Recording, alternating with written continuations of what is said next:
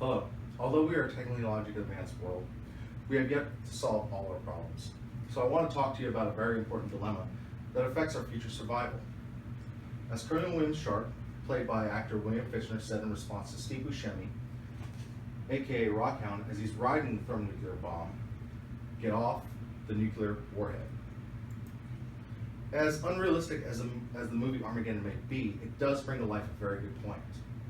Even though the Cold War is over and assured mutual destruction is still a fact of life, thermonuclear weapons are still essential for mankind's survival today. As horrific as a statement this may be, given that the destructive power of such weapons to totally eradicate all life from the face of the earth, they are currently the only viable solution for saving the earth and life as we know it from a space-based extinction level event, i.e. the Armageddon asteroid. According to Space.com editor Tariq Malik, NASA, the National Aeronautics Space Administration, has found the orbital paths of more than 4,400 asteroids known to creep too close to Earth for comfort. Now, this does include a large number of smaller asteroids, roughly 100 square meters to 140 square meters, that impacting Earth would only devastate a small state like Rhode Island or a small city like Tokyo. But it does include Earth killers like Vesta, a 600 kilometer by 500 kilometer behemoth, or even Apophis that passed so close to Earth last time that now, if it would hit, it would land in Switzerland in 2036. So how do we stop a killer asteroid the size of Texas? Well, the only current option we have is to nuke it. No other plan or option is viably advanced enough or has been developed to rival the tried and true stopping power of a thermonuclear explosion. A nuclear weapon's sheer power makes it the most practical and cost-effective option as compared to alternatives such as non-nuclear impactor devices or laser beams. For one thing, a nuclear explosion would be cheaper to launch into space. Contrast that to a non-nuclear explosive device such as a very complicated apparatus such as a solar sail system that might require several launches for the equivalent amount of power to stop or divert an asteroid.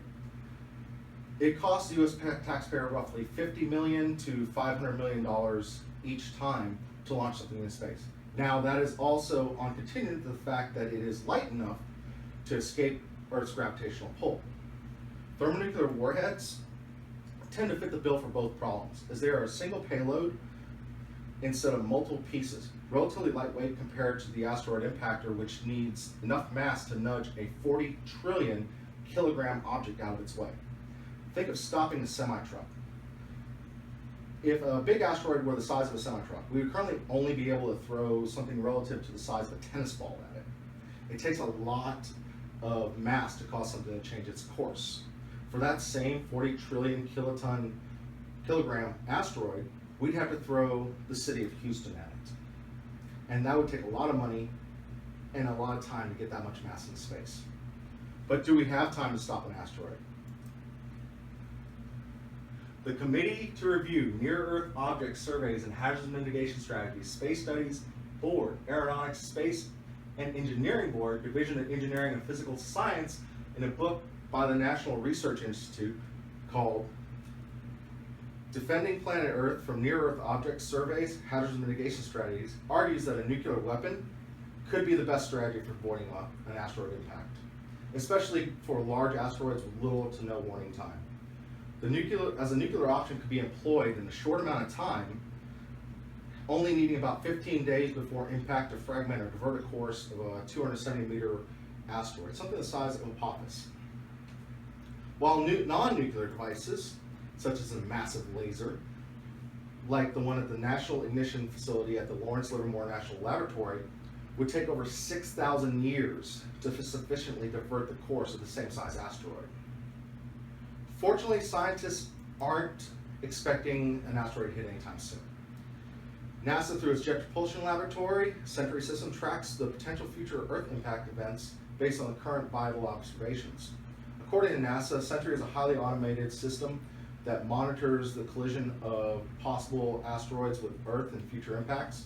NASA has identified about 90% of near-Earth objects that are large enough to cause a mass extinction on Earth. And none of these really pose a significant risk or collision for the near future. Even Apophis is considered to be low risk.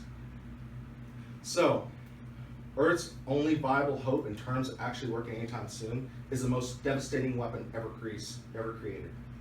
As far as having a viable solution to the Armageddon asteroid, thermonuclear weapons give us an effective, lightweight, simple solution for successfully diverting and destroying an asteroid headed for Earth.